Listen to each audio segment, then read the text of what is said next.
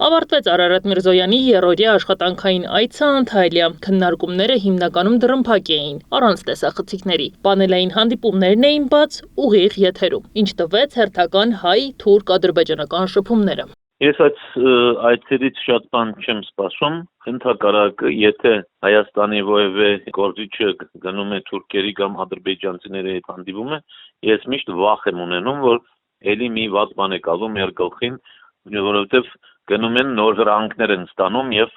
դա գործադրում են։ Դրա համար այնտեղից էլ ես կարծում եմ, որ նորից ճնշումներ գործադրեցին մեր արտգործնախարարության վրա, որոնց արդյունքները մենք երևի հետագայում կտեսնենք։ Թուրքագետը նկատում է վերջին ժամանակների հայտարարություններից պարզ է դառնում, որ Հայաստանը կատարում է Թուրքիայի պահանջները։ Օրինակ, հրաժարվում ենք ցեղասպանության պահանջատիրությունից, որը հայ-թուրքական օրակարգի բաղկացուցիչ մաս պիտի լինի։ Հայաստանի քարտեզը մի ժեշտի ձևով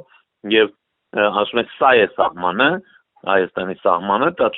նշանակում է, որ ընդունում է մեր այսօրվա իշխանությունը Թուրքիայի եւ Հայաստանի այսօրվա դե ֆակտո սահմանը, դա դե յուրո չէ, եւ գվերածում է փաստորեն դե յուրոյի։ Թուրք-ադրբեջանական իշխանությունների համար կատարյալ տարբերակ է, Փաշինյանը նկատում է թուրքագետը։ Քաղաքագետ Հակոբ Բադալյանն էլ ընդգծում է, ընդհանուր տպավորությամբ իրավիճակը շարունակում է լինել նույնը։ Այսինքն Ադրբեջանը թելադրում է նախապայմանները, իսկ Երևանը կարծես երկխոսում է այդ նախապայմանների շուրջ։